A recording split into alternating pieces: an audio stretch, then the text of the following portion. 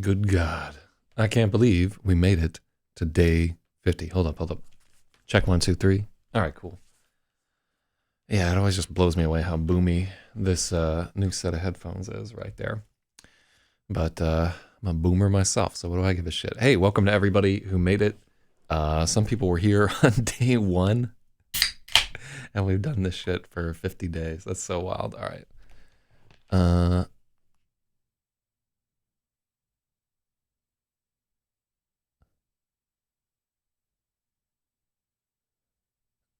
So GRAVID used up its budget for the word GRAVID on the front cover.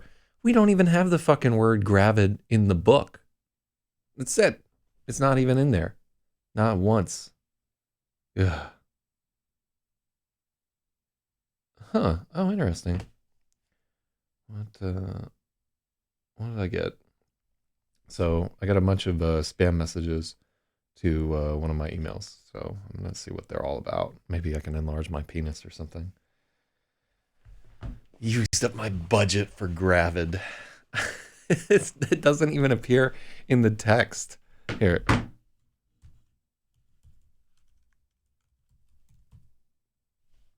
Two. Yeah, one is in the chapter titles, and then one is in the title at the beginning. That's it. 2 places in this manuscript that word appears. So, yeah, your friends are nerds, Spathiwa.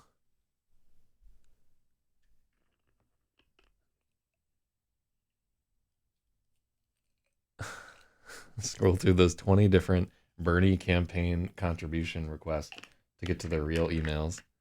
Dude, I'm still fucking getting emails from Hillary for some reason, just because we used to phone bank from her. All right, I don't think I even have access to that spam mail. Well,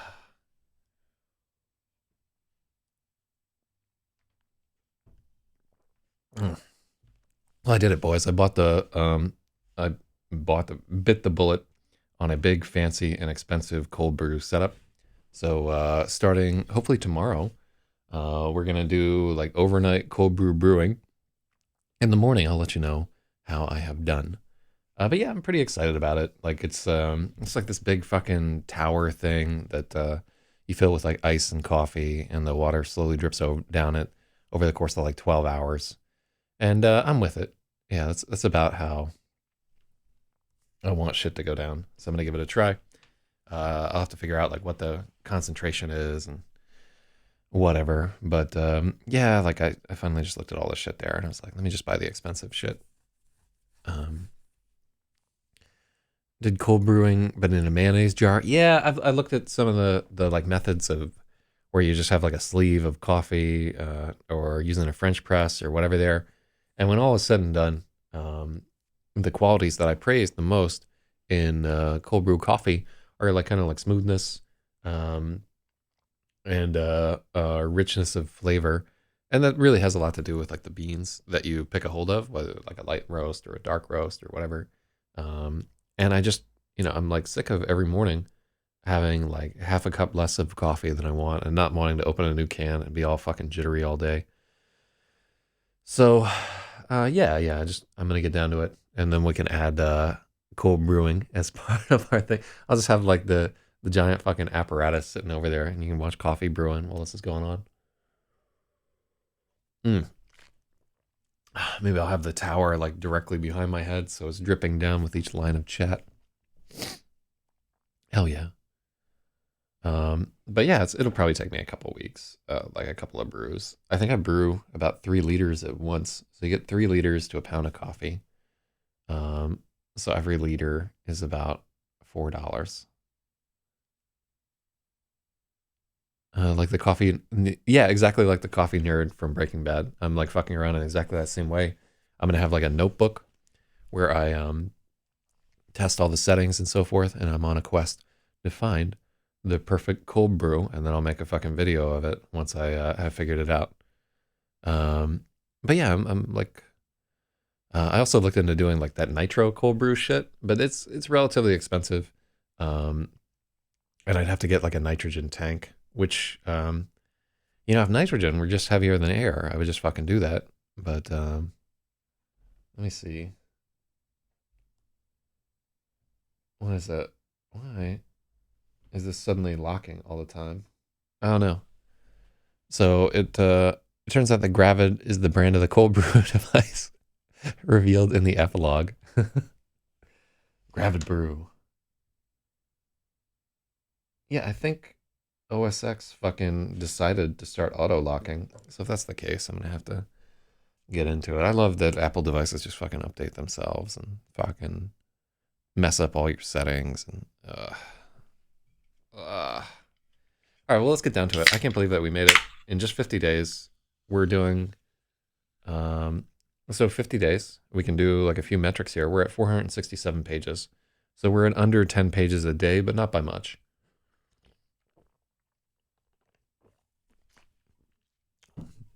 That's pretty good. If I had worked a little harder, there were a lot of days where we only edited for like an hour and a half or so. And I thought all of those have been like 3 hours. We'd probably be at about 600 pages by now.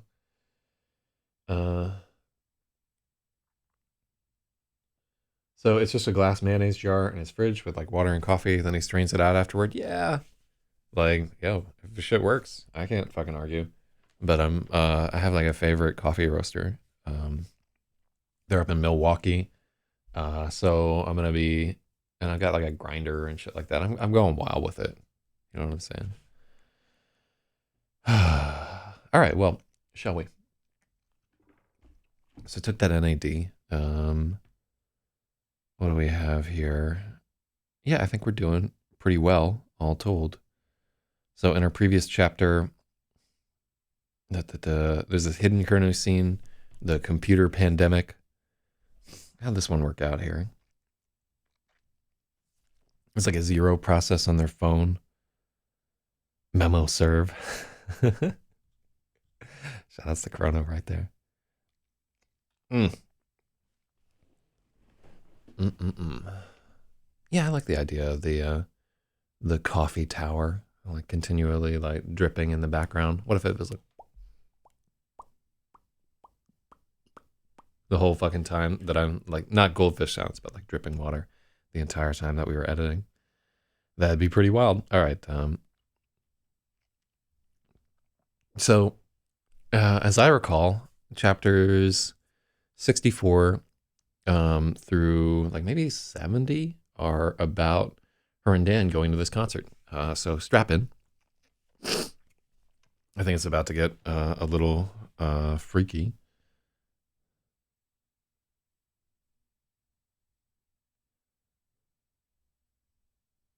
So I don't like the start of this chapter right away. Let's have a poem, boys. I'm not feeling it yet. I need Baudelaire to get me in the mood.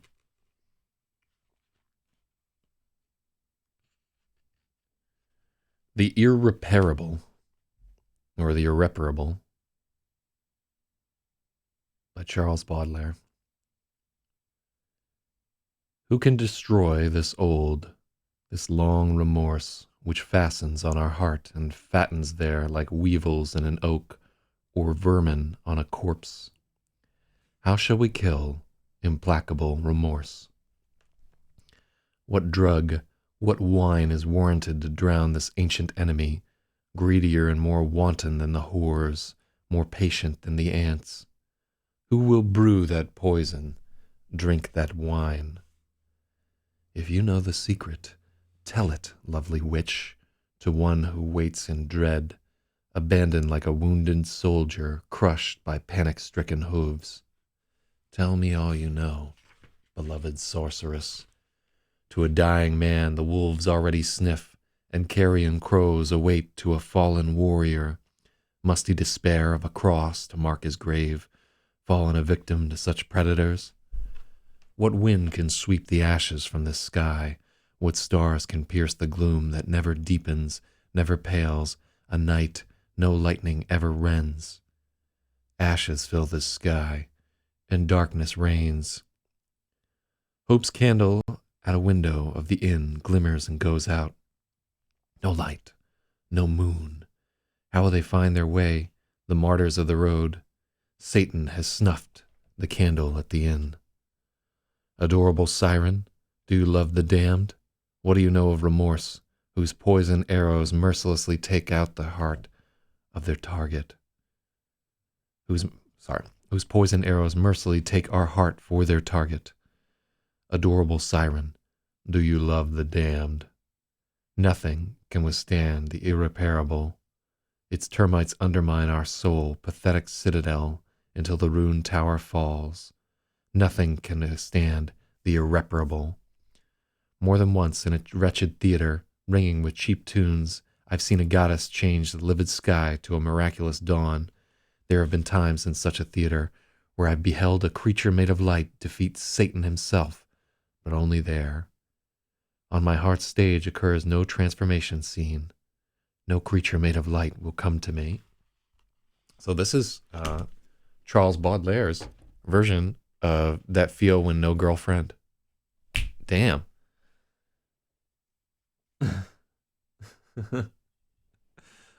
See, why would her pink thong be ratty? She's like 16. There's no way that she's fucking enough for a pink thong to be ratty. I just, come on, check for consistency.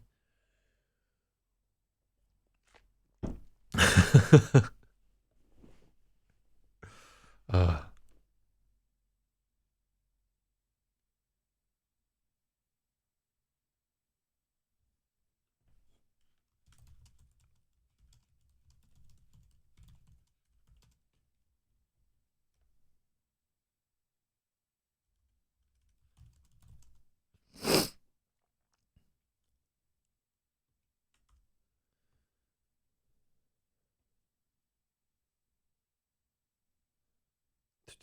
okay, so one of the sexist things that we want to do with this book is I noticed that I almost never talk about what people are wearing. And I believe that women always care what people are wearing, much more so than men. And this is written from the point of view of like a 16-year-old girl. I feel like we do not focus enough on what people's clothes are. So my solution to this, somebody say hi to Dwayne for me if you could. Yeah, my solution to this was that I think I need to bring in a fashion consultant for this book, just like have a beta reader just say what people should be fucking wearing. And I think there are many places in the book where we could have some fashion, and that would make honestly, like one of the things that I find most impressive about Bret Easton Ellis in American Psycho is just these asides that he can do just off the fucking top. These like pieces of writing that are just super specific and really like convey this whole motion of somebody who gives a shit about things that I don't care about at all. I don't care if you have like lensless Oliver Peoples frames on and like you have a Jacquardi Buttafuoco shirt on. Like I would never care about that level of detail or errata. And I can only assume that these are things that Bret Easton Ellis does care about significantly because he's at least bisexual. But I don't fucking know, like read Wrath of the Awakened Saxon. I already wrote a meme about that. All right, let's see if Dwayne try to say something nice, and then Dwayne just said no need to flood here. And then in the other chat, Jewbird says Samsung TV is a sad troll. Never reply to him. Damn, getting called out there. An old L. Ron H. Hubbard. What do we have here? So let's begin. Chapter 64, Gravid by Zach ZYZ. There was no more struggling. Freya slipped into the water and the current carried her to the driveway to meet Dan. Freya slipped into the water and the current carried her into the driveway to meet Dan.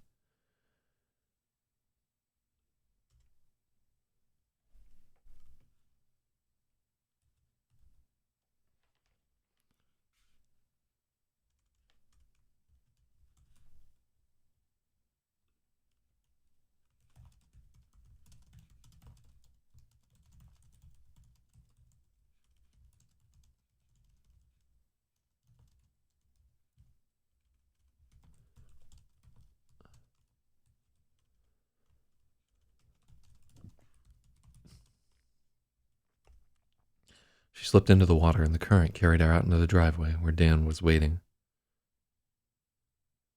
Freya wore a sea green dress and a string of pearls. She could see the collar of a dress shirt beneath Dan's jacket. He'd worn a tie, and there was a distant smell it took her a moment to identify. He'd shined her shoes for her.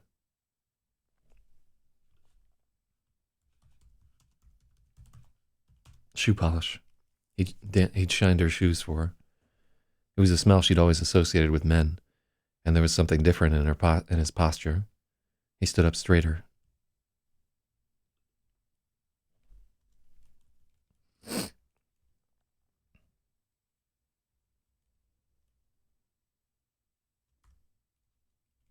Mm-hmm. Shoe polish was the smell she'd always associated with men.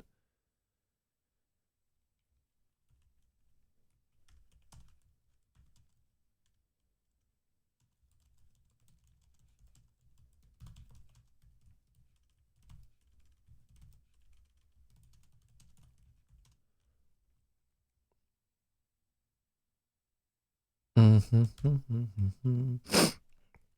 Dan was standing up straighter, lifting his chin. A new confidence.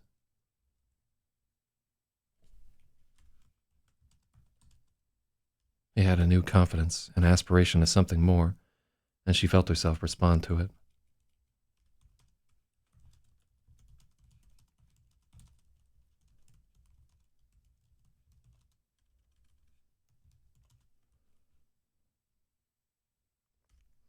She swept into him and they clung together, lingering in the eddy of a long kiss. She could feel him through their clothes. They were wound together in a spiral of pulsing heat. Pulsing is gone. Dan's eyes drifted past her to focus on the door of the house. It was only a glance, but it was everything. She could take him by the hand and lead him to the bedroom. A word and they would be engulfed. Instead, she grabbed his hips and pulled him closer. Dan shut his eyes and let himself be drawn in. For a few delicious moments, she reveled in the sensation. And when he looked at her, with his eyes,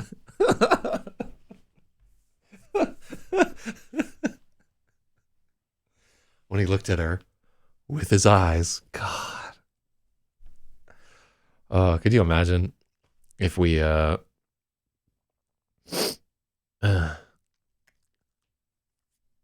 wow, Dwayne is waiting for his turn in the turlet.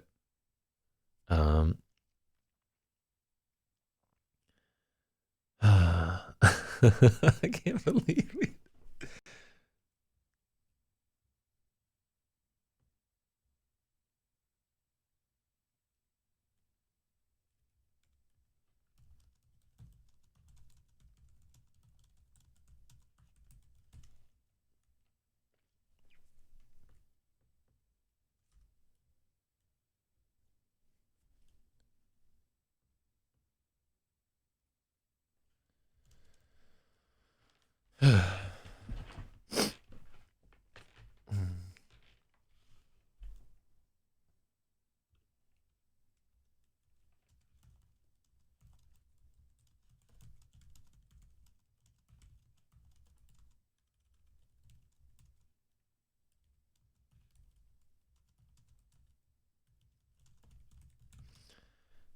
So that's it's an important concept right there.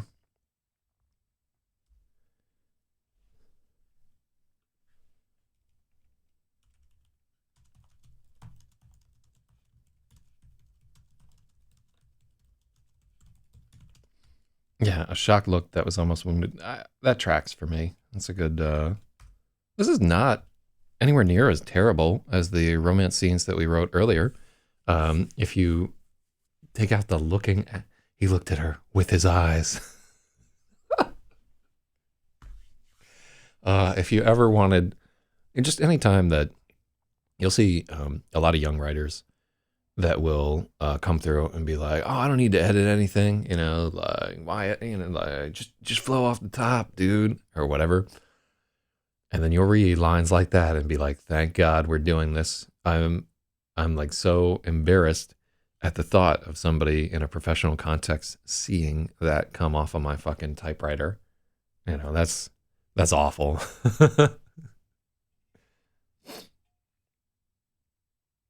uh, do I try to avoid X that was Y constructions? No, I've never gotten that note before. Let's let's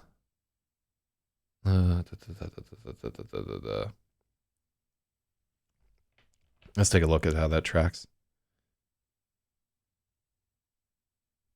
So yeah, you're looking for uh, the that and was. So to be verb and what is that? I think that is like an article. Article to be verb. What is that, like one of those let's take a look.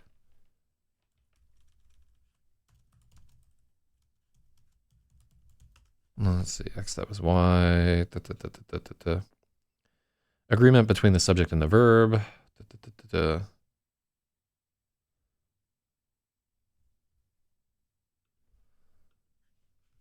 Oh, I love that. Misanabim. Love that. And the Drost effect. There's so many cool things. Honestly, I should just write like a blog entry whenever we have uh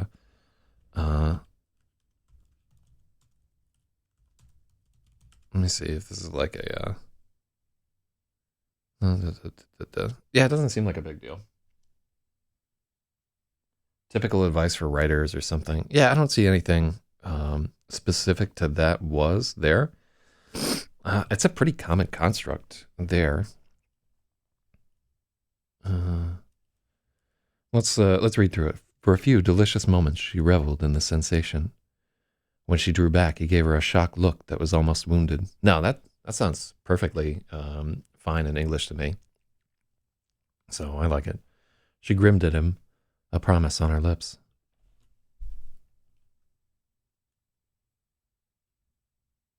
I want something that grin has too much skull to it. You know what I mean? So let's. Oh, this is the coffee that we got a hold of here from Anodyne Roast. I'm not signing up for their whatever, but we're the fucking Nerve Tonic espresso, and the let me see, the Mind Tonic. Ooh, oh, that's a pretty dark roast for that other one. Do they even have a fucking light roast? I didn't realize that I could get. Yeah, they don't do light roast. They're like, fuck you. that's a goddamn shame. I like oh,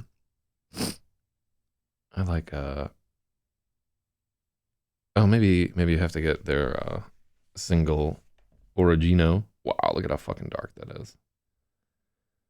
It's as black as the devil's asshole. Yeah, but we're gonna do a bunch of experimentation on finding what the right shit is. Looks like if you want light coffee, you gotta go to Kenyan type shit. I forget where. I've had a lot of Guatemalan coffee. Light is a little bit better for cold brew also because you got less Earl up in there. Follow from Zeagle Eagle. Zeagle Eagle, you can go fuck yourself. I find that kind of spamming and shit intolerable. I literally hope that your project fails, and I think you're a garbage human being for going around spamming. I really and truly, just fuck right off. Just why don't you just be decent and then get followers that way? Jesus Christ, can't stand that shit. Anyhow, I'm trying to like think about coffee that I like, and then I got some nerd coming through here spamming this shit. Ridiculous. And he knows he's doing something bad too. Like he hates himself for doing this shit, but he just can't stop himself. Fuck off. We're trying to write romance here.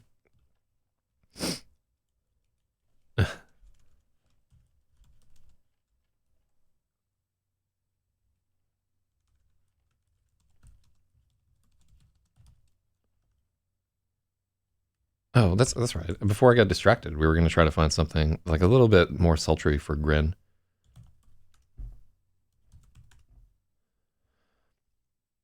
Yeah, I like like this hot gay dude that we get every time that we go to the thesaurus because I'm in New York. So it assumes that I have to be gay if I'm using a thesaurus in Bed-Stuy. Like there's some algorithmic chain of logic. It's like, oh, he cares about a thesaurus. He's in New York City, must be gay, must be having unprotected anal sex, must need a home HIV test kit. That's how cookies work, guys. Fucking love it. Beam, Simper, Mike's grins where we got to go. Grin, laugh, radiated. Smile, mugged, smirk. It's funny, like we don't have a lot of words for emotion that aren't tinged with something. There's not a lot of purity to be had. So I think grin is like the worst that we can do. But I honestly, the word grin definitely always makes me think of a skull, or there's something sinister behind it. And while she definitely has like an ulterior motive of getting up in them guts, it's not quite what we're trying to go to. But there's nothing. So Freya could feel Dan's eyes on her.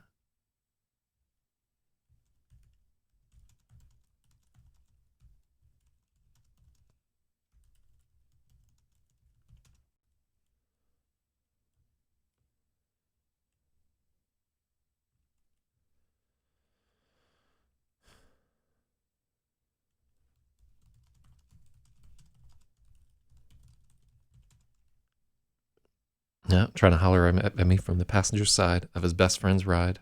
Ooh. Freya could he feel. See, and when we take out the with his eyes earlier, we can use eyes here. Freya could feel Dan's eyes follow her as she walked around the car to the passenger's side. As she buckled her seatbelt, she saw him adjusting his jeans before he climbed in to join her. Now it was her turn to glance back at the house, twisting with want. She held her breath until they were on the road so that the words couldn't escape her mouth. It was only when the house was behind them and the Toyota was climbing the hill that she began.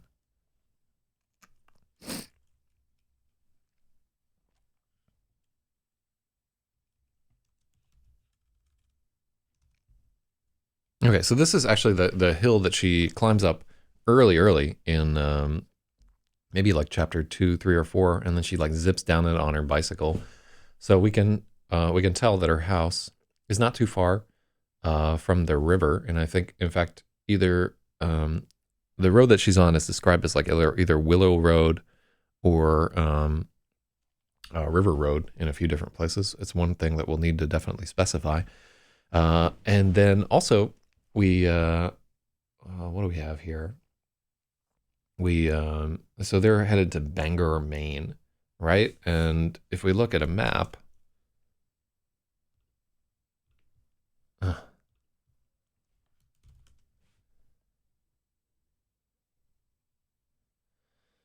let's gander at this guy. So they're like up here. Oh God. Yeah, they're like at this West Forks type area up here. So let's find out West Forks to Bangor. Okay. I mean, that's not actually where they're at. It's a fictional town. Oh, shouts to them being near Moscow. There's a town called Paris. Not too long ago, not too far away from them. That will come up later. So, but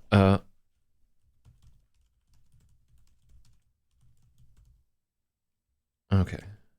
So it's only like a 2-hour drive here, and they would be taking like this kind of route. So, theoretically, actually, I'm gonna go through at the end of this thing. Just remind me, I'm gonna go through and get that guy's account banned, just because I find that kind of shit insufferable. I got teeth on a motherfucker. They fuck with the wrong channel. What do we got here?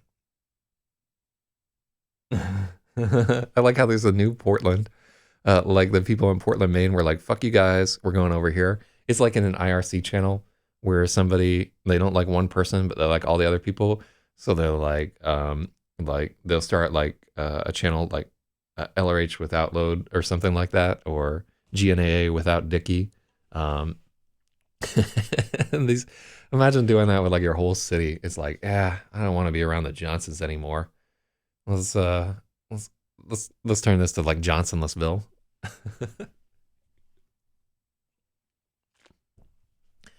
Ugh, new salt gang. Is there a new salt gang already? Oh, I love it. The low sodium diet gang. Ugh, we're it's a fortunate time for us to be alive here. Really and truly, all of us. Oh, hold on. I actually have to add something to a calendar before I fucking forget.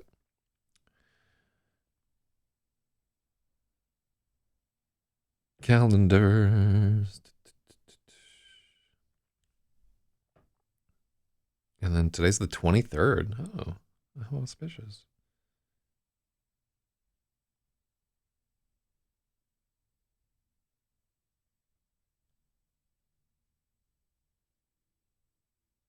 How the fuck do you make an all day? Oh, there we go. All day event.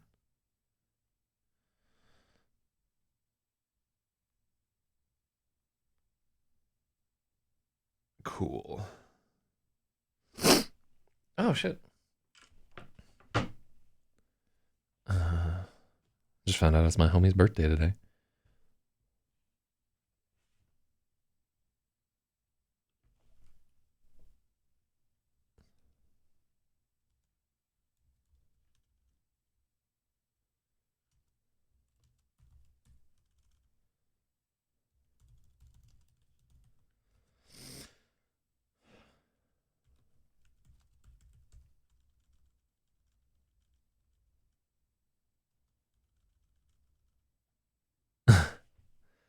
All right, let's think about this. It's like a Toyota hatchback, right? How would we describe the sound of a 15-year-old Toyota hatchback? I think puttering. Although puttering sounds too much like a golf cart.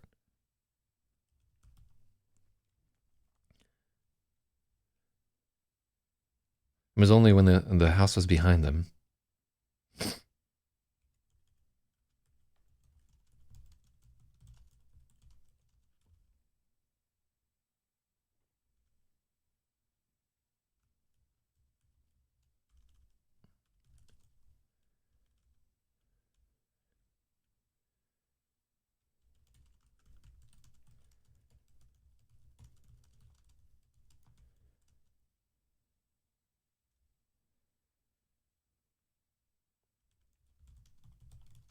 The no muffler sound.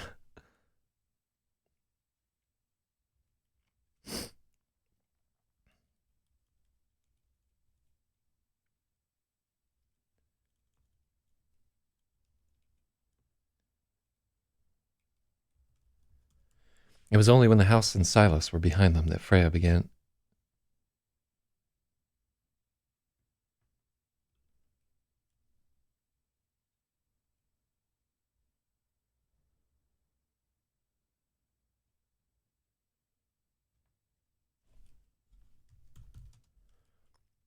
It was only when the house and Silas were behind them that Freya could accept this was happening. All day long she'd been certain something would ruin this. First, that hidden Kurnu wouldn't let them go. Next, that Lassa would show up. And for the last hour, she'd been worried the FBI would blockade Willow Road with black helicopters. She inhaled deeply and rolled her neck, trying to let go of it all, trying to be here. I can't believe we're going. This is going to be so fun, Freya said.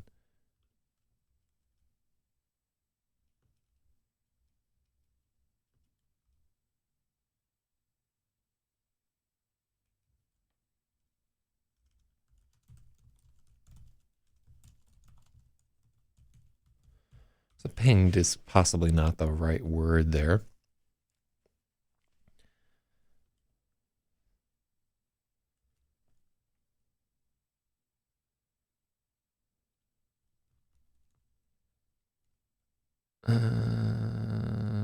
Chimed is wrong too.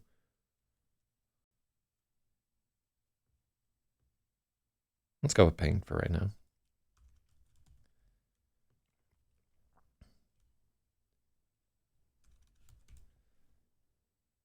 Dan was caught in her joy, beaming ahead at the road brighter than his headlights. She chattered with him about his day at the diner, about the run they'd gone for that morning, all the trivial things that would have bored her from anyone else. Freya's voice was inflected with an You know, I don't know. Have you ever been with a girl where she's like real fucking excited about something, and it's like a mouse is caught in a trap or something. You know? And they were like so happy, like that sound would annoy you at any other time, but you're just like, oh, they're so happy. Um, so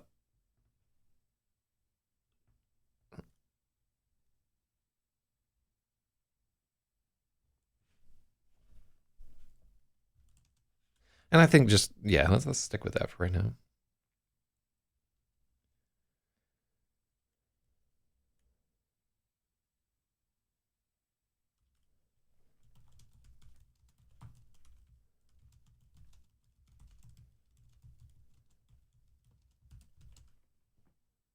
Shrilled, yeah, shrilled is definitely not what we want. This isn't Hill Dog right here. This is our beloved character.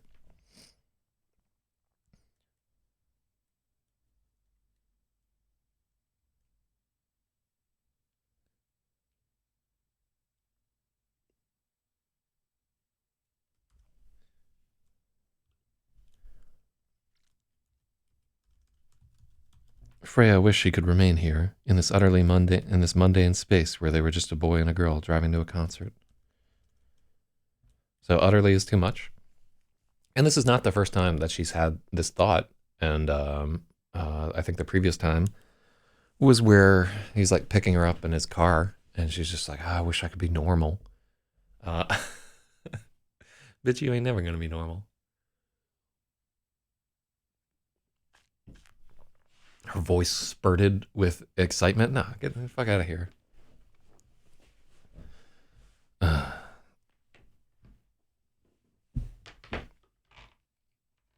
I've got to fix this headphone wire, man.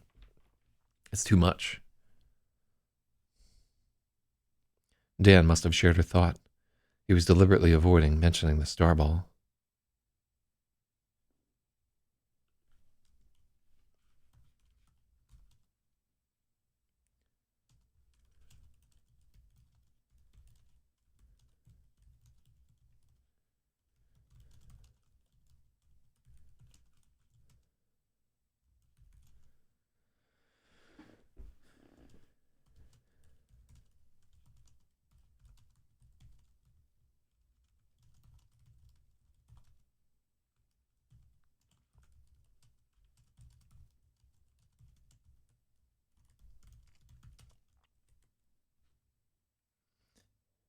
And there was no escaping it.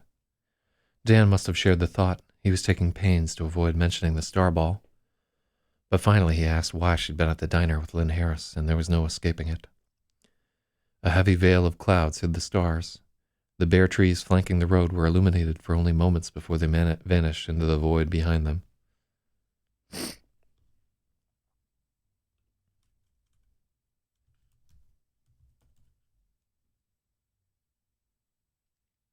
As they slid through the night, Freya told Dan that Lasse had vanished again. About the meeting with Hidden Kurnu and the zero process. His brow furrowed as she told him about the scale of the response, all the people rushing into the lab. All right, let's do this again. A heavy veil of clouds hid the stars. The bare trees flanking the road were illuminated for only moments before they vanished into the darkness behind them. As they slid through the night, Freya told Dan that Lasse had vanished again. She told him about the meeting at Hidden Kurnu, and the zero process. His brow furrowed as she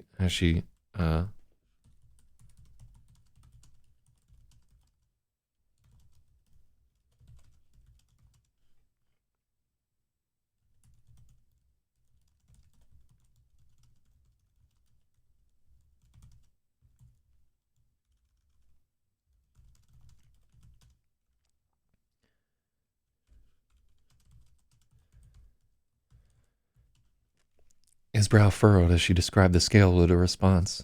All the scientists and security people scurrying around the lab in a half panic. I like that. I like the idea of a half panic. The government is definitely going to get involved, she said, wishing that things could just be normal for one night. Everything might get really hectic. I'm sorry if you get swept up in this. Hold on, I'm like, let's take a few seconds because I'm not actually concentrating. I'm just like blogging. Whew. Ooh. Ooh. It's 4 in the morning. What you gonna do? I think it's actually 5 a.m. What we got? It's 5:18 a.m. Mm. Yeah, this is good coffee. If I could make coffee that was about as good as what these La Colombe guys are making, I'd be pretty happy about it. Artisan cold brew. Ridiculous. Mm.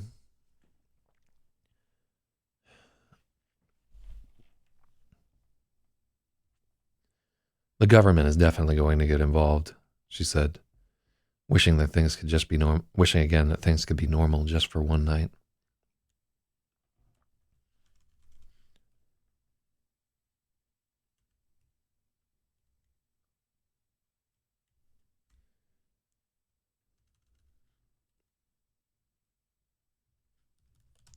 Wishing again that things could just be normal.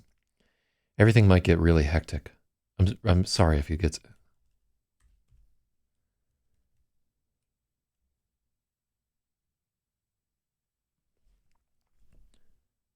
Everything might get hectic. I'm really sorry if you get swept up in this. It's okay. Can you check and see if it's on my phone? My battery life has been awful. Dan was very deliberate as he took his phone out of his pocket and passed it to her.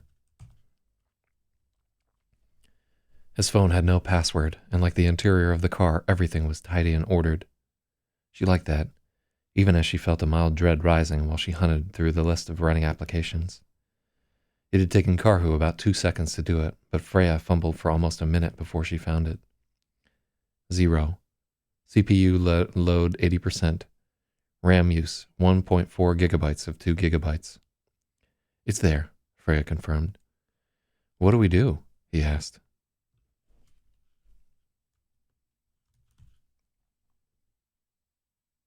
I'm gonna slam down an energy drink. Yeah, I just finished one, but I've been drinking too many of these, ignoring all the coffee and tea I got in the kitchen. Yeah, man. I don't like them energy drinks. That shit gives me like a terrible headache. A terrible headache.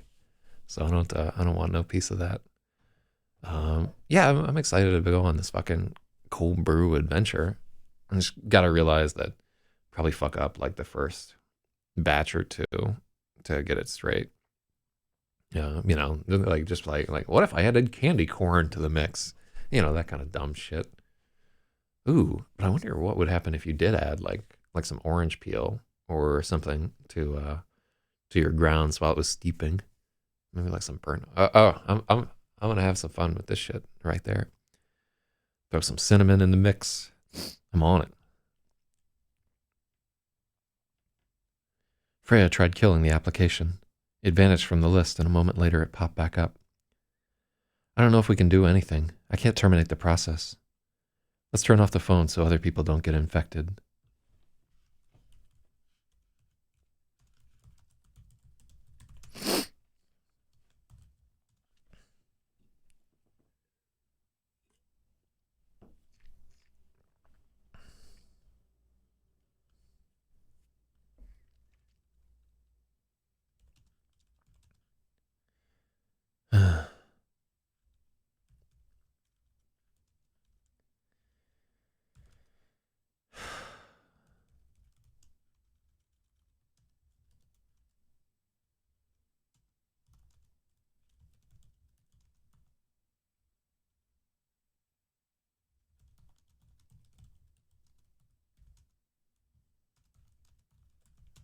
With the faintest shake of his head.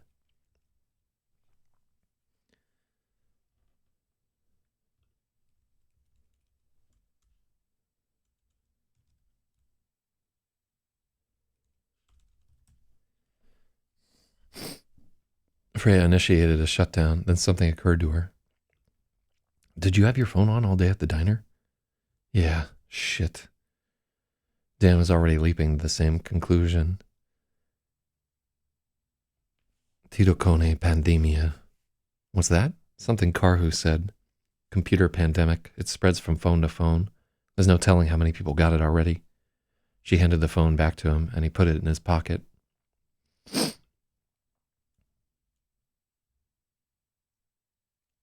She reached into her own jacket pocket.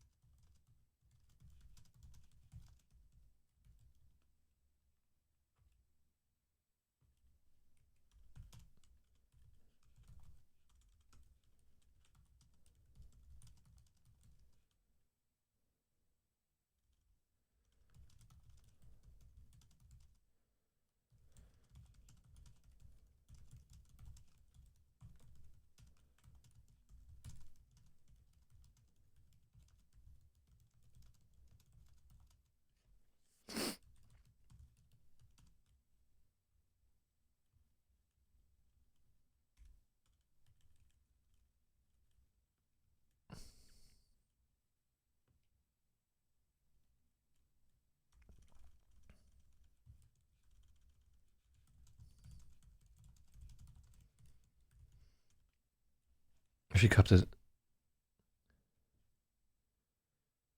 Mm-hmm.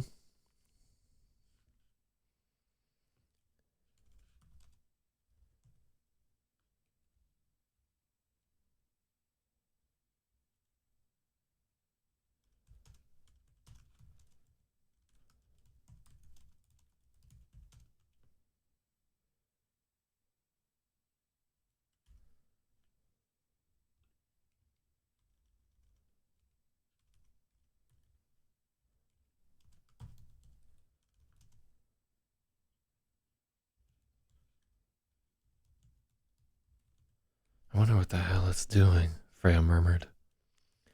The starball was warm. Everything would be so much easier if it could just talk to us. Are we still not telling anyone? Dan asked. Do you want to? Freya asked.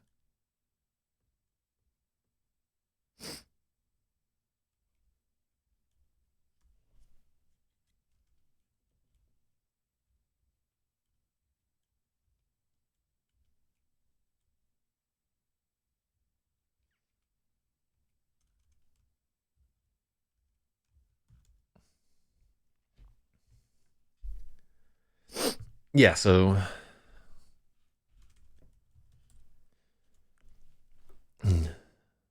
I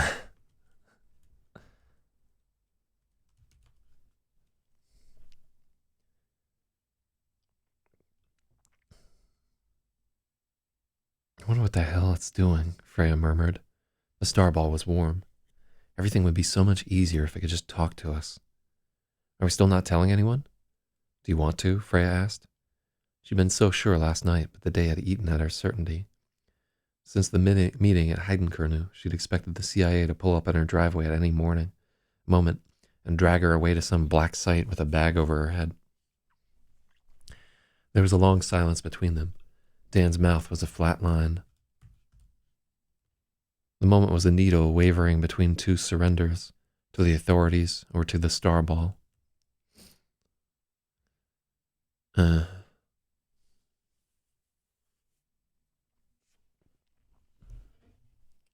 So I don't know that a needle wavering between two surrenders really tracks. I'm thinking like a VU meter. And so that's like something that's like very apparent to me, but they don't make that many like needle-based VU meters any longer.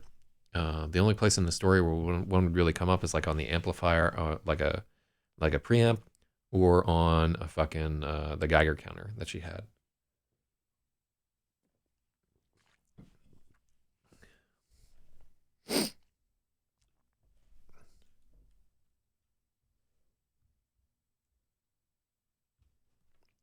So yeah,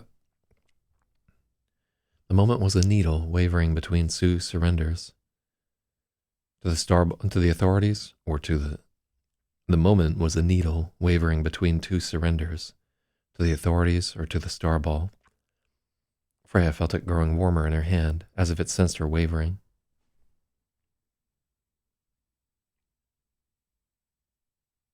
The waveform of an oscilloscope.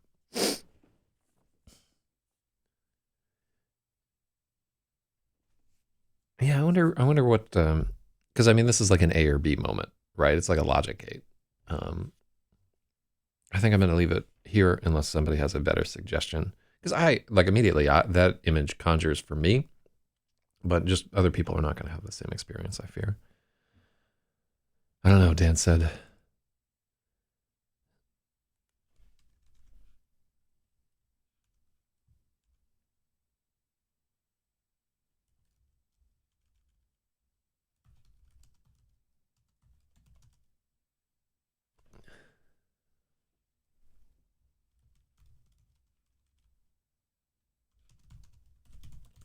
Dan shook his head in resignation. His words had the reverberant richness of hearing them through both of their ears at once. They'd slipped into unity so naturally they hadn't noticed it happening. The expansive sense of being joined.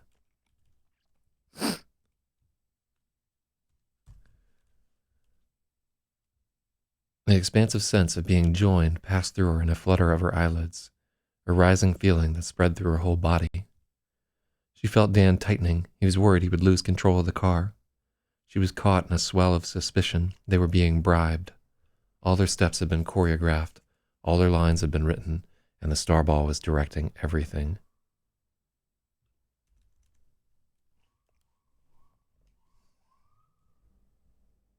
Their lines had been scripted.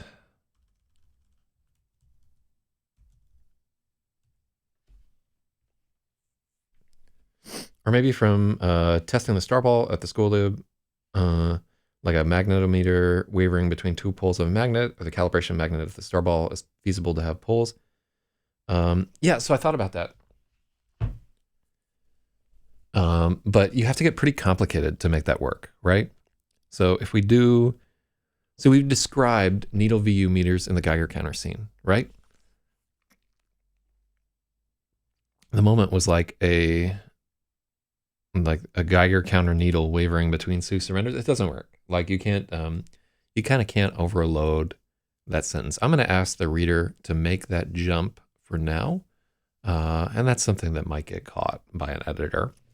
And how important is this right here? I really like the image of like this, what's something that's like precariously balanced?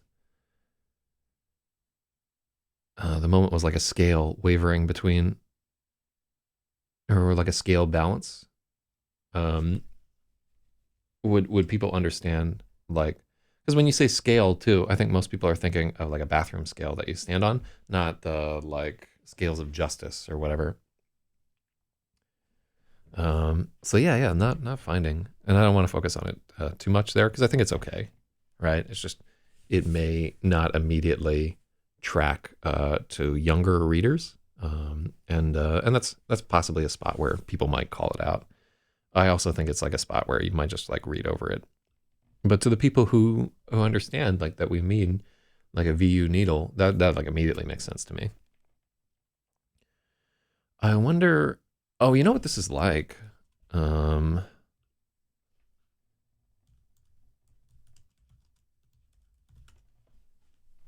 This is like,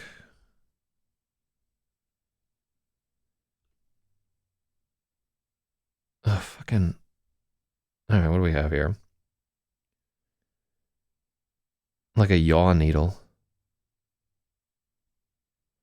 Not an airspeed indicator.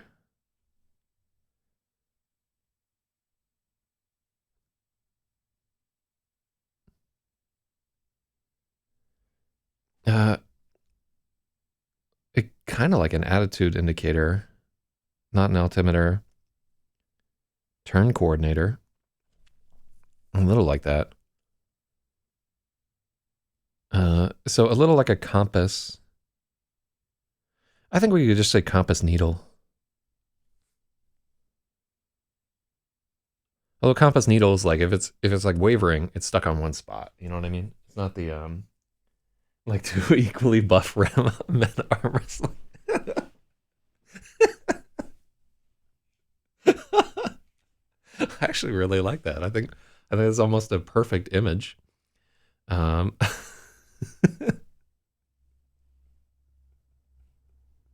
uh,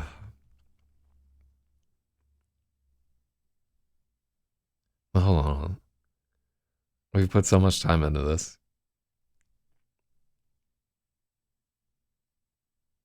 The moment was like a compass needle wavering between two surrenders.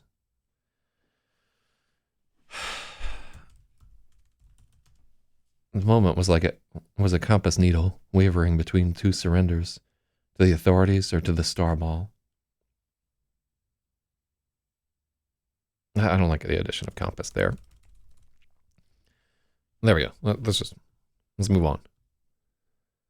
I do like the two equally buff men arm wrestling. I wish I could put that in there. Oh, it's musique adolescent. Bonjour. Clinometer. Uh, like in a Toyota Land Cruiser. So Stratum likes compass needle. I just don't think that compass really. And also in my mind, like, you know, like a compass, by the time it's wavering, it's already settled on a point, right? So the metaphor breaks down. Um, yeah, I'm going to stick with what we've got. Unless I do love the equally buff men arm wrestling. Oh, I wish I could get away. I can't get away with that. There's no way. Because it's the phrasing too that makes it amazing. That would definitely. And I feel like we're you know like really your comment is kind of pearls before swine. There, it's too beautiful for inclusion in this gritty little book.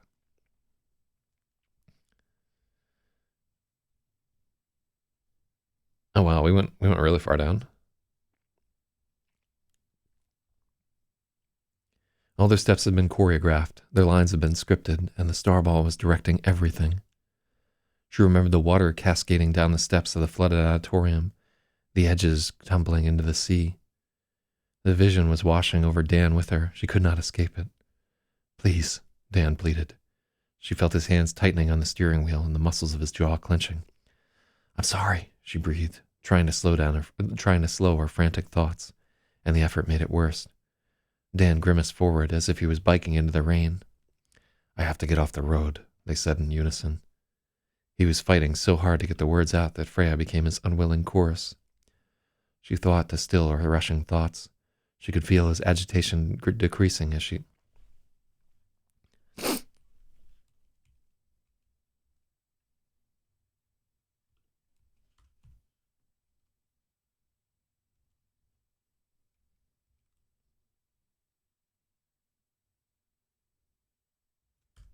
She could feel his agitation decrease as she took deep breaths and exhaling them slowly. They drifted to a stop in the parking lot of the Jericho Chapel. Something was going on inside. The parking lot was nearly full, and there were bright lights streaming through the stained glass. Something was going on inside. The parking lot was nearly full, and there were bright lights streaming through the stained glass, casting red and blue shadows on the lawn. Dan put the car in park, and they could feel themselves resynchronizing. Their breathing linked first, and then their hearts were beating in time.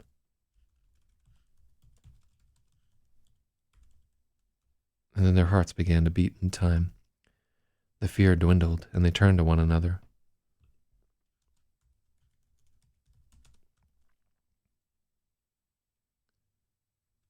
The fear dwindled, and they turned to one another, seeing and being seen in the same instant. For a fleeting moment, there was no fear, no thought at all, only union.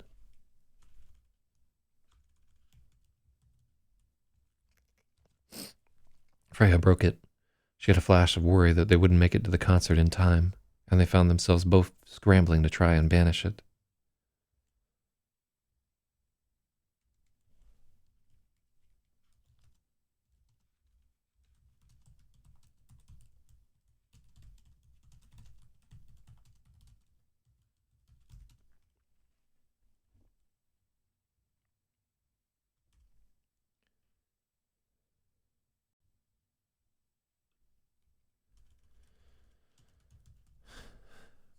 Freya felt guilty for breaking the moment, and Dan radiated assurance that it was okay.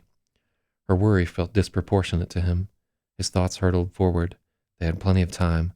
They would arrive well before the concert began. Everything was fine. His string of thoughts were all absolutely logical, purely. His string of thoughts were all logical, purely correct, and she felt like she was crazy for worrying. Freya reflected back on Dan's string of thoughts.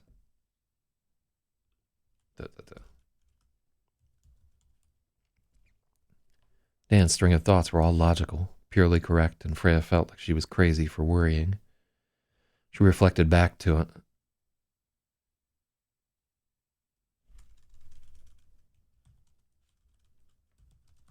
She reflected on why, trying to bridge the gap between them. They didn't see the concert the same way. It didn't have the weight for Dan that it had for Freya. He knew it was important to her, but he didn't really get it. She felt the tangle of explanations rising, strings of words and justifications, but they were unwieldy and labored. Oh, shoutouts to strings of words being unwieldy and labored. Yeah. Disproportionate to his. Let's take a look. Her worry felt disproportionate to him. Her worry felt disproportionate to him. Well, he's not worried, is the thing. Like we're not doing a comparison between each of their worries. He is just like, you're worried over nothing. Her worry felt disproportionate to Dan.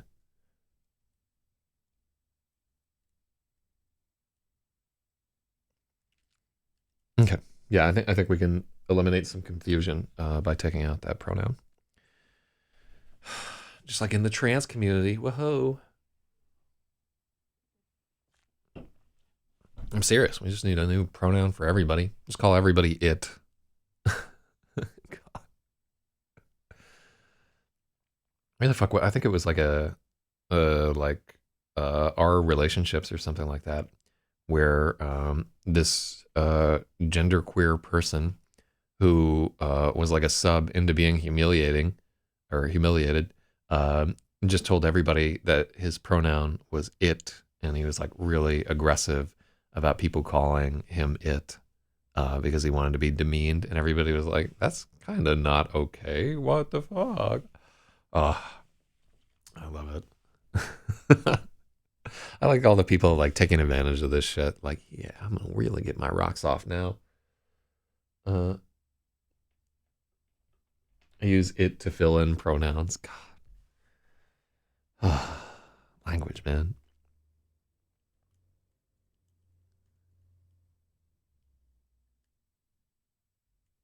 She tried to project how she felt, and she felt the echo.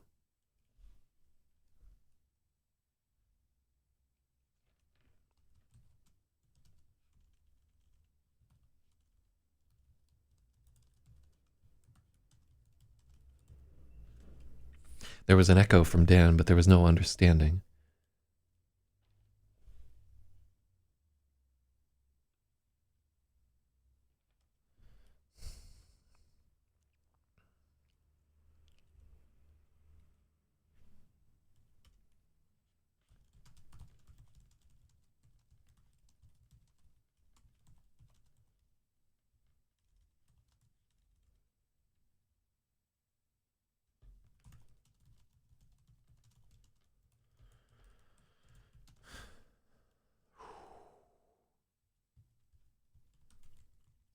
Freya tried another tact, summoning up a stream of memories. Together, they watched Mr. Mathis arriving with his battered guitar case, his old hands dancing along the golden frets of the piano black New Yorker. Dan felt her dip of despair as he announced, "If you're not going to bother practicing, I'm not going to bother coming." A blur of hours upon hours of practice as she tried to escape that crushing feeling.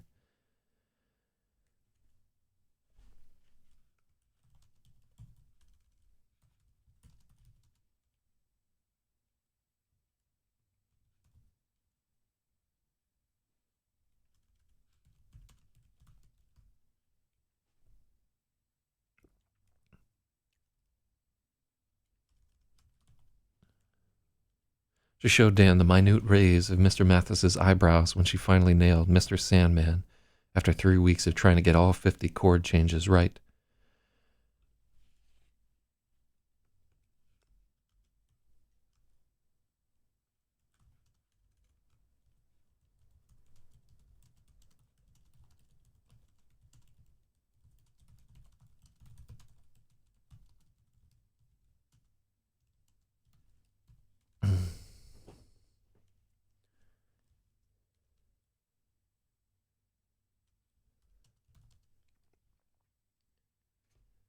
English already has third person singular genderless pronouns. God. Yeah, what if we just never brought it up again? Like everybody on the earth was just like, we're done. And it just became very impolite to burden people with this shit forevermore and be like, yeah, that's on you. It's on you, homie. Just putting it out there.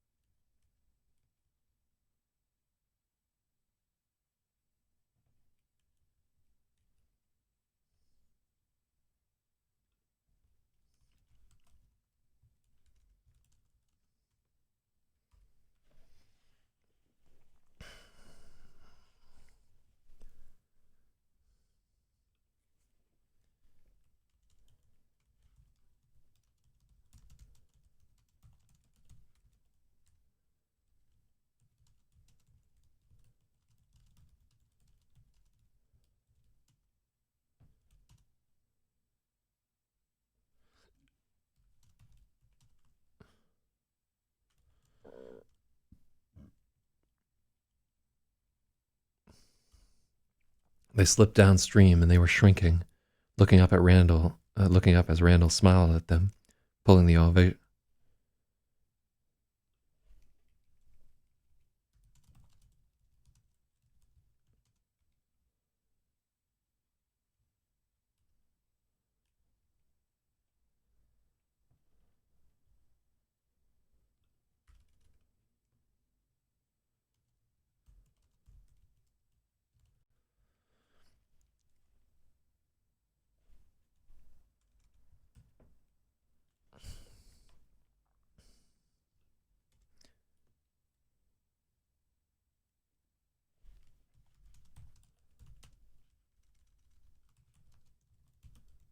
Now Dan understood. Freya tried.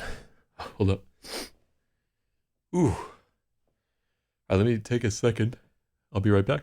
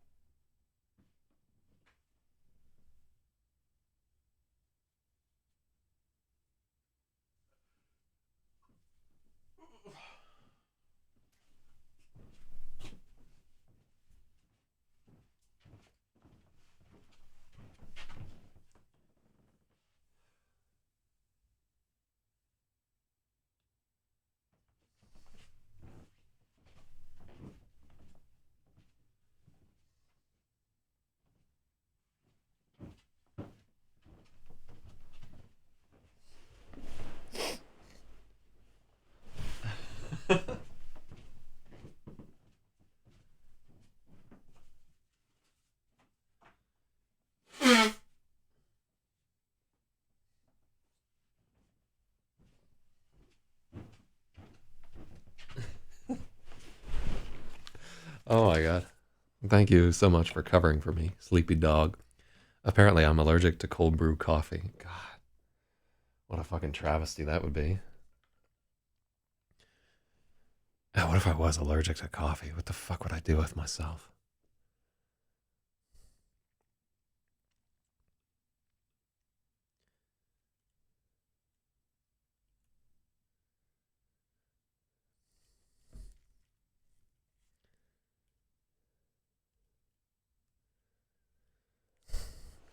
The memory crashed between them like a symbol. It was something she'd never thought she would share with anyone else. For Freya, the memory had been worn as smooth as a river stone by thousands of recollections. But for Dan, it was new and arresting.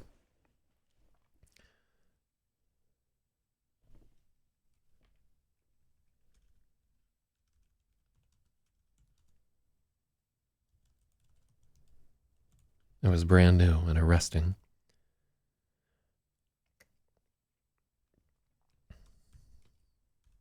The significance of the moment swelled so huge around him that it hurt to contain it. It was like she was there again, alive in the moment.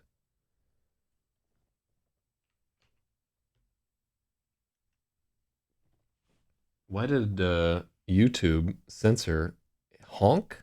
Does it really censor honk? What the fuck? Is it just like the clown world shit? Wild. Bob says, how much to show asshole on stream? Uh, yeah, I think more than you have. And most likely, I doubt that you have.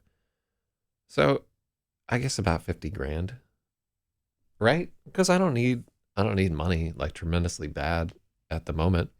And I would definitely face repercussions. Like if I like showed my asshole on stream, one, the channel will get banned for like 30 days. Maybe like 90 days actually, based on YouTube shit. And then the fucking video of it would be all over the internet. This is getting streamed to like 5 different services. And yeah, people would always, I'd like to have to see my fucking hairy asshole all the time. So it's like, it's not a small thing. Uh, yeah, I do think it was, so Bob, you can do it for free if you have a phone with a camera.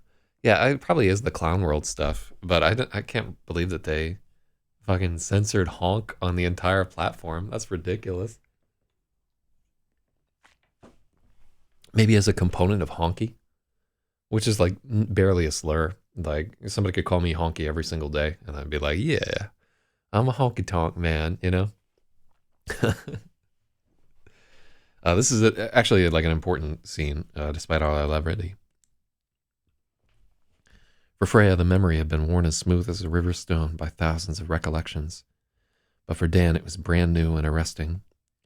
The significance of the moment swelled so huge around him that it hurt to contain it. Let's take that out.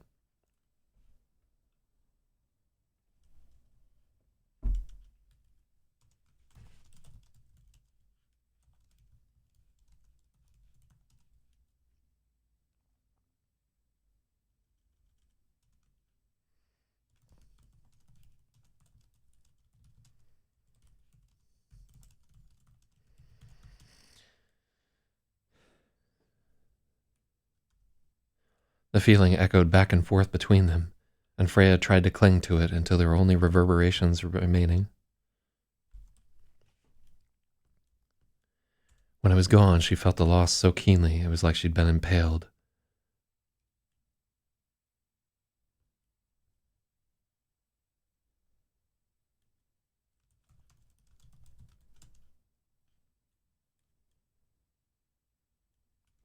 She was there.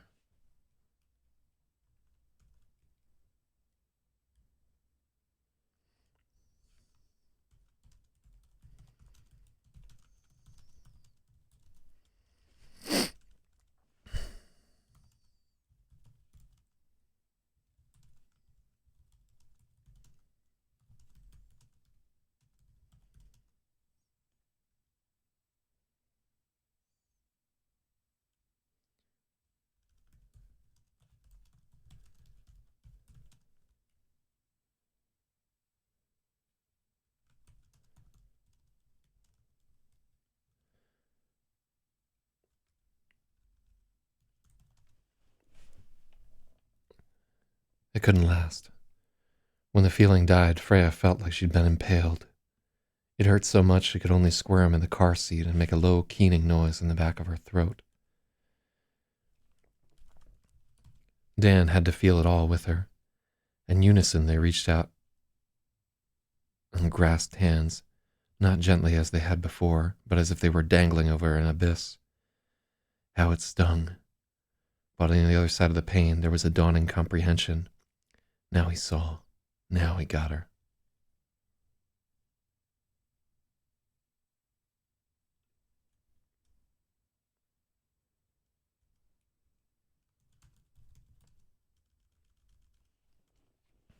Mm-hmm.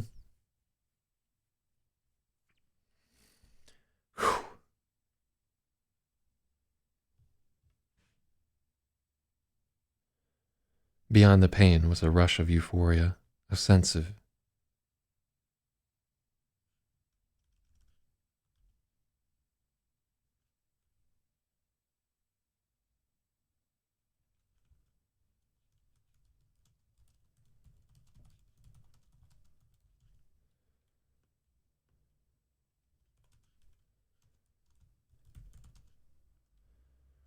euphoria was cutting through the hurt, a feeling of being completely understood. Freya reveled in it. She had a fierce yen to reciprocate, to understand him in the same way. As he felt her attention turn to him, his thoughts sharpened into a jagged line of unease. Reflexively, he was seeking parallels in his own experience, but they descended into turmoil.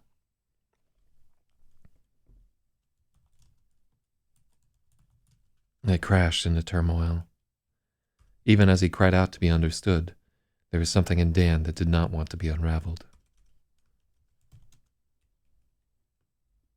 His anxiety came in black, flickering stabs, like the pointed fingers that had rapped on her bedroom window. Freya couldn't help but recall the image of death with his gleaming white smile. Immediately there were screaming notes of recognition from Dan. He released her hand abruptly and shrank backward from her until she could feel his back pressing against the car door. "Don't go there," he hissed. Dan recognized the shadow. In his panic, the whole car seemed to be shuddering with turbulence. He was trying to throw off the unity. Dan had an animal desire to wrench open the car door and run screaming into the night. I think we've done that like a few too many times.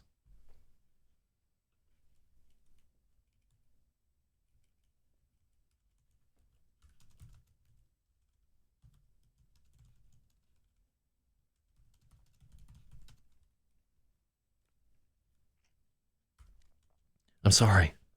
Freya was saying the words and projecting the emotion simultaneously, trying to reach him. The starball was burning hot in her hand. She could feel the cool emptiness spreading through his thoughts as it fought to calm him down.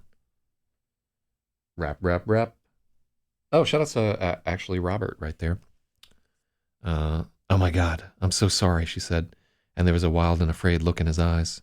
She'd pressed too hard. Did we... She'd pressed too hard and gone too far. She was caught in Dan's eyes as Unity fell apart.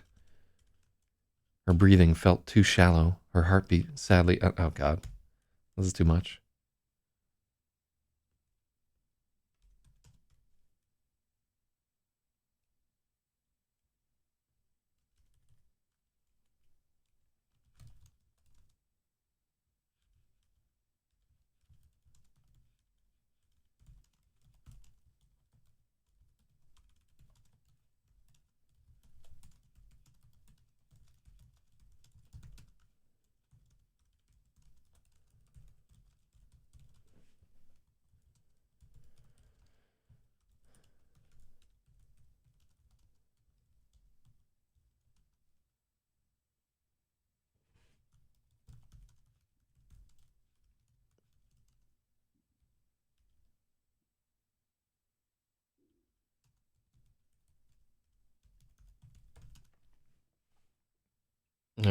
Yeah.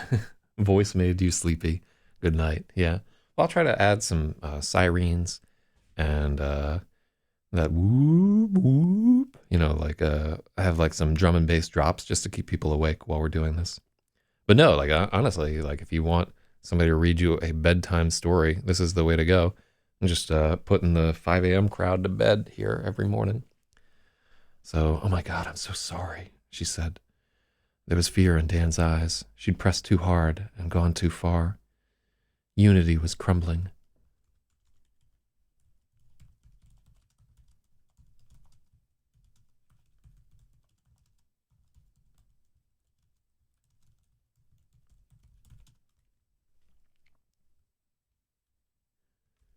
The world crept back in. Over the sound of the idling engine, she could hear the distant sound of music.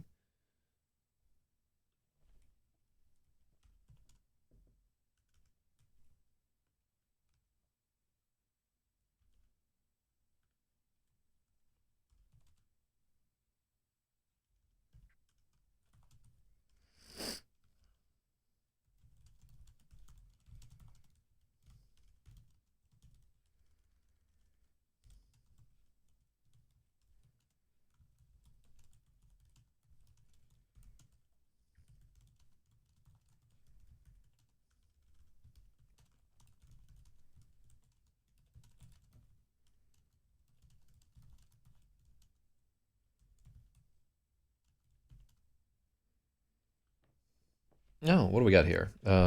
Definitely later, bud. All right, have fun, Robert. Shoutouts to Johnsonist right there, who is joining us from Picaro.tv. We just added that the other day.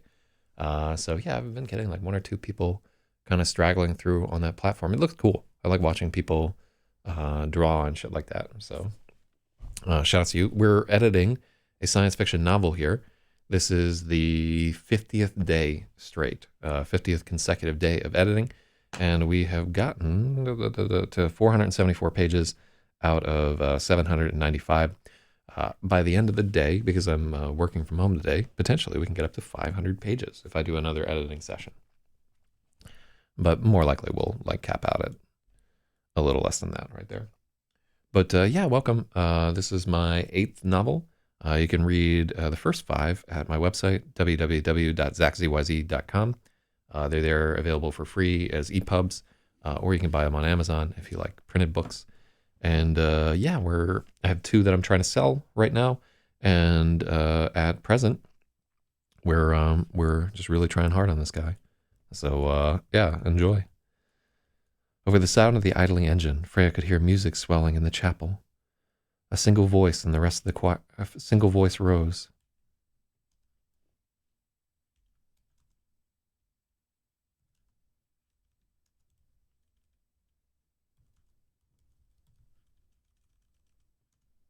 I wonder what they would be singing.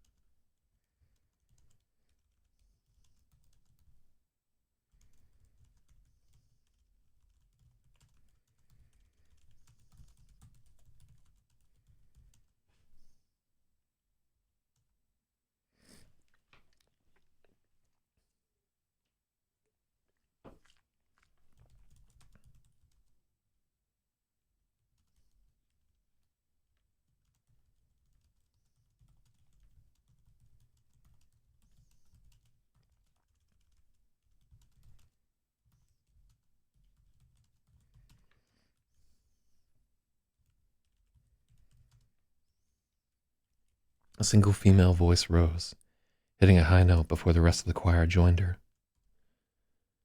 Dan was trembling.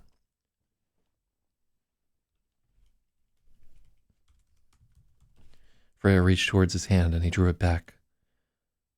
Again, she felt the piercing hurt, the knife in her chest.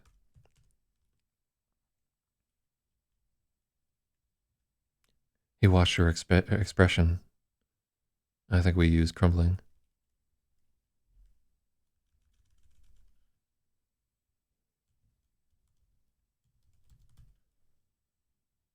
Can we use disintegrating? Collapsing is better. He watched her expression crumble. It seemed to snap him out of his panic. I'm sorry, he breathed in reply. It took visible effort, but he reached out and took her hand. Sorry, that was just...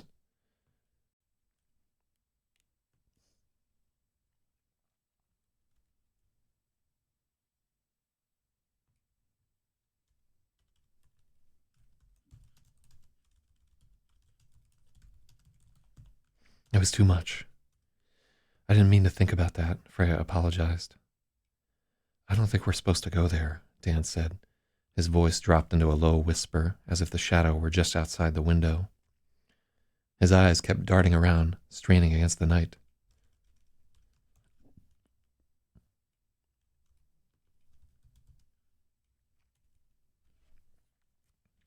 His eyes were darting around, straining against the night. It's just a dream I had, Freya said, wishing her voice sounded surer. Dan didn't respond. He was breathing rapidly. Oh.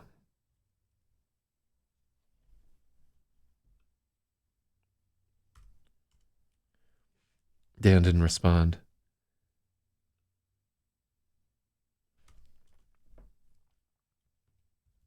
His eyes were darting around at the night outside. He'd seen that shadow before. He'd seen the shadow before. Where did you see that? Freya asked. Rigo and I tried to get high on Benadryl. We took too much. You start seeing like spiders and shadow people. It's an awful trip. That's exactly how it looked. Those white teeth. Dan shut his eyes and breathed in through his nose.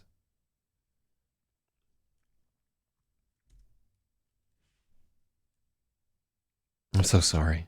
Everything was so good before I ruined it. Do you want to go home?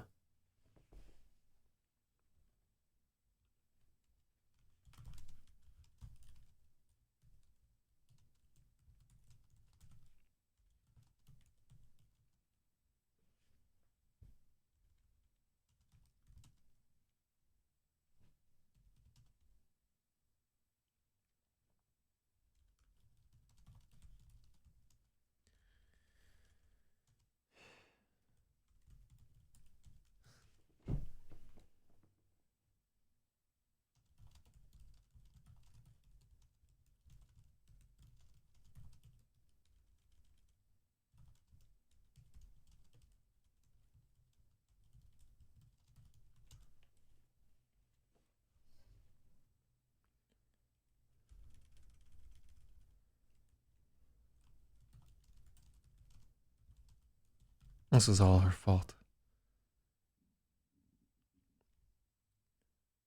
Everything was so good before I ruined it.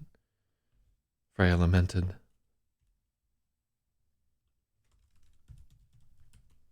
Do you want to go home? There was a moment of hesitation. Dan was shaken up enough that he was considering it. It's just a dream, Dan agreed at last. You didn't ruin anything. I'm sorry for freaking out. I just wasn't ready. I'll try not to go in that direction. There's more stuff like that, Freya warned. Other dreams. Some of them are worse. I have some really bad stuff too, Dan said. He had a distant look and his voice was jagged and uncertain. Is that what you're afraid of? Dan nodded. His lips were tight. Do you want to talk about it? I can't, he said. I haven't even told Dr. G. Whatever it is, I won't leave, Freya said. You can't know that.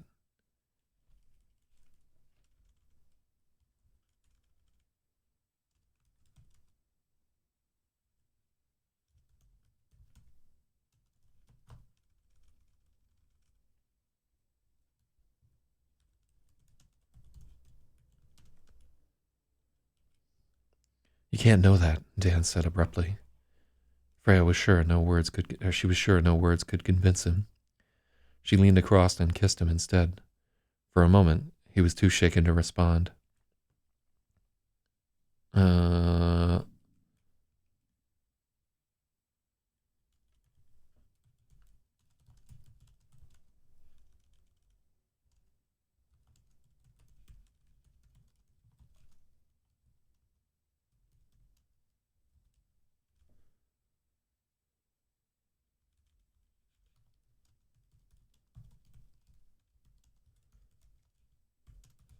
Mm-hmm. They always take your secret and leave after this in real life. Holy shit. God damn. Oh, that's heavy shit.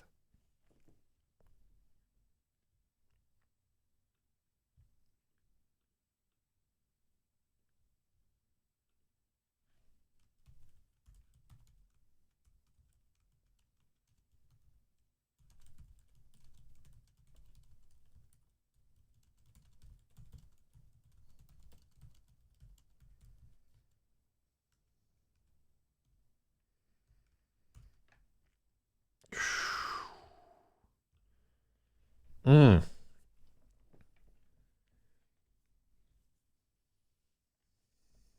Ooh. Just percolate on that one for a second. I feel you, nigga. Fuck. What are we doing here? Oh.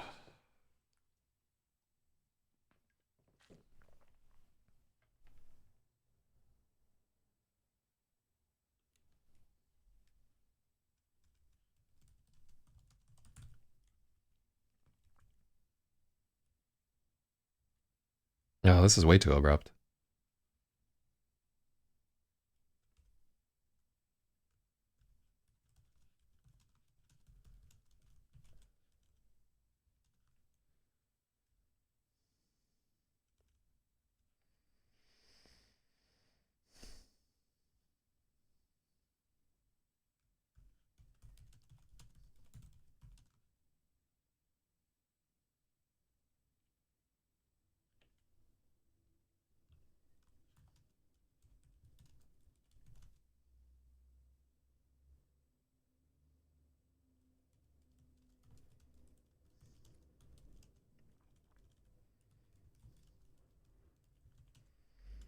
Mm-hmm.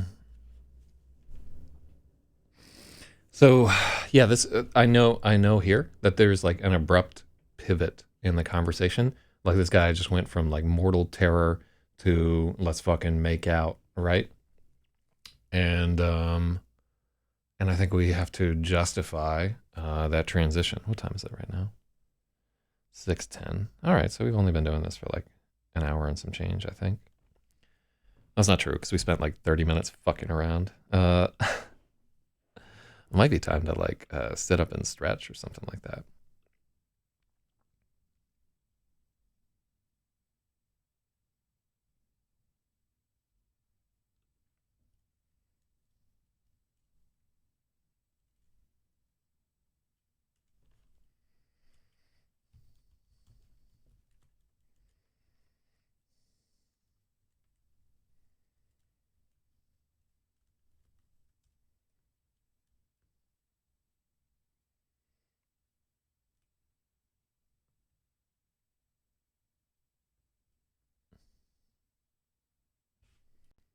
Mm-hmm.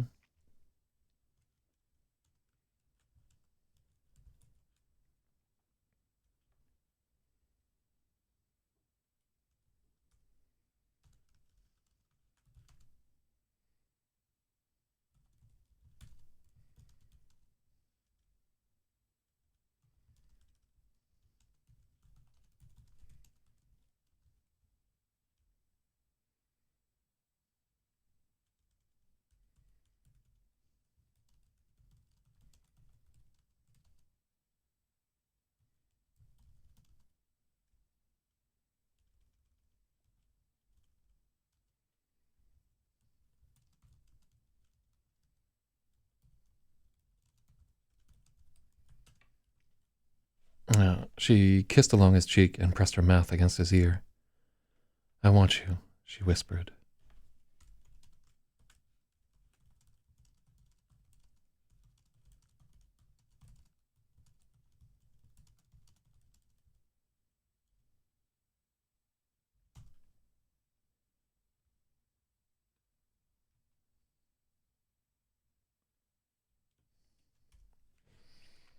Her pulse was pounding in her ears. Her thoughts came in insistent flashes. Here, now, right in the parking lot. Oh shit, Dan said, nodding his chin forward. She followed his eyes. The door of the chapel had swung wide, and there was someone backed by golden light, staring at them. "Ah!" she bleated, recoiling back into her seat. Dan already had the car in reverse, and he pulled out a lot in a hurry, turning back onto Willow Road.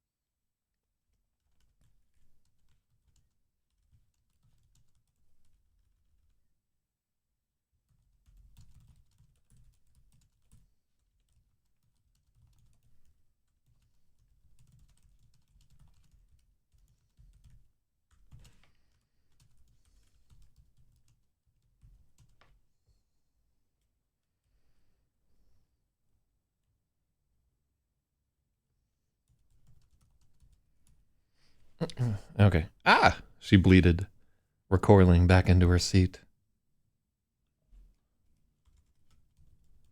Oh, God. It's going to take so many takes to get that ack right. Ack! Freya bleated, recoiling into her seat. Dan already had the car in reverse. He whipped them backward and hit the gas, speeding out of the parking lot. A quarter-mile down the road, they both started to giggle, and it bloomed into laughter. "That keeps happening to us," Freya shook her head. "They must have noticed the headlights.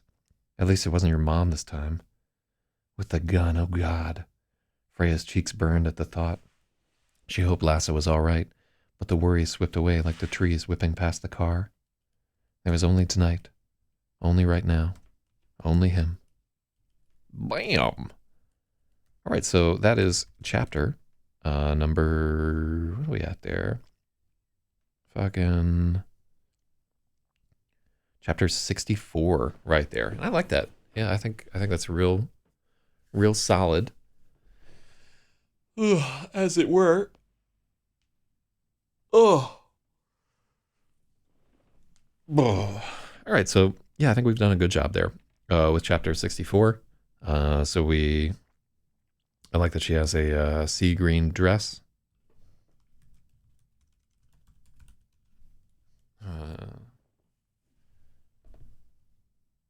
She's stolen her mother's necklace. Then we got the thing with the computer pandemic, but they don't give a shit because they're horny teenagers. What do we have here? Pulled away, and again there was that short surprise. All right, hold on.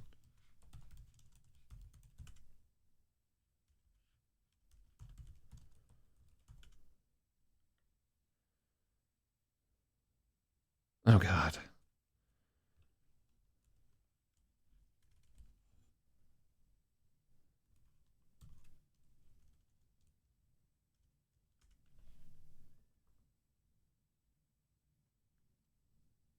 Oh, wait, hold on.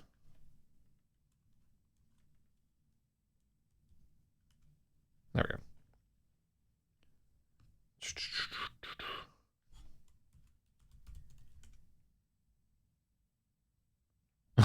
Yeah, it's fucking hell.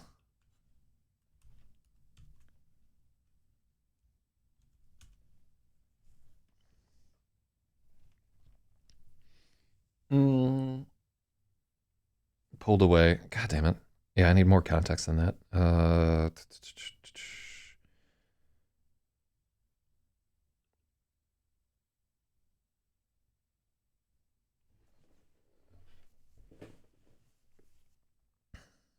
Yeah, I need context.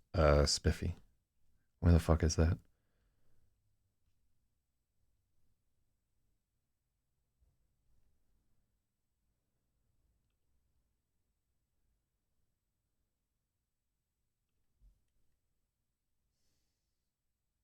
Last line of the page before bleeded. Oh, okay. Yeah.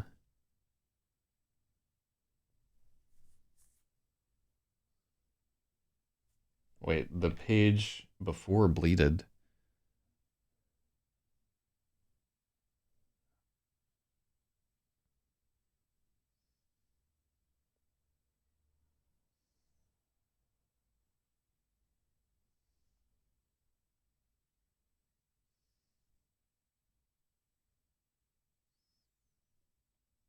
Previous page. Distant look.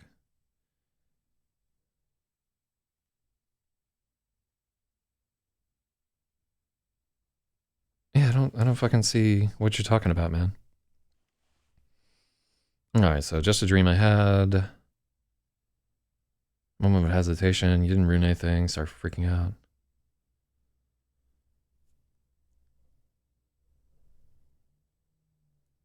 And for a moment, he was too shaken to kiss her back. She persisted until she felt his lips begin to respond to hers. She kissed along his cheek and pressed her mouth against his ear. I want you, she whispered. She set her hand on his thigh, and he shifted in his seat. Her pulse was pounding in her ears.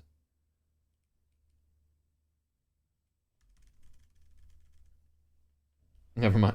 I changed it. God damn it. I mean, honestly, it's totally fine to 100% fine to. I would rather 1,000 times have like those moments of confusion, rather than fucking like miss something, right? Because like what you typed down, if I hadn't missed it, really garbage and needs to be out of the book. So I changed it to too shaken. Yeah, we're good. But that's cool because I found like we didn't need in her ears right there. Her pulse was pounding, and her thoughts came in insistent flashes. Damn, lady. I was really trying to get with that Gregulus. She got that Gregulust. Okay, so next we're going to have a conversation on the road to Bangor, but we're also going to stop editing here for the time being. So we got through 1, 2, 3, 4, 5, 6, 7, 8, 9, 10 pages, right? And they're 10 good pages too, because I think this was like fundamentally at its root, it's a good chapter. It does a little bit of getting into what the Starball is all about, but I feel like the conversation between them is good. We didn't go too, I like trimmed down like some of the I think just about anywhere where I write like a sex scene, there will be some trimming down of excessivity. And really like, I feel like that's one service that the stream is doing here. Like, I just feel more that I have to justify this sex shit. So that's super solid there. Yeah, so I'm pretty happy. And we get to chapter 65, which means that there are only potentially just there, if we're doing a chapter a day, we have 35 days remaining, which would put us just at like around March 1st. It's not actually going to go that way. And I think that there are real concerns for rewriting later in the book. Potentially also, this is around the spot where we should maybe have Lassa like reaching out to her, trying to get in touch with her or something like that. But for now, we're going to pause for today. I do plan to drink more coffee later today and do another editing stream. So thank you all for joining me on this amazing adventure. We've had like a few new people turning up, a few old friends, and we're getting there. We're really going to have a very, assuming that like coronavirus doesn't wipe out fucking all of New York, we're really going to have something very special at the end of this. And I really owe it to the people watching this. You've made this process like so much more enjoyable, and it's a much better book thanks to your help. Hell yeah. Shout out to Logic right there. All y'all out there doing a gang of work here. And I will be sure to think of you fondly as I'm laying on a bed made entirely out of stacks of $100 bills from licensing of Freya-related tampons and fucking penis clamps and whatever other marketing shit we shill with. All right, good luck, everybody. I will be back later today, for sure.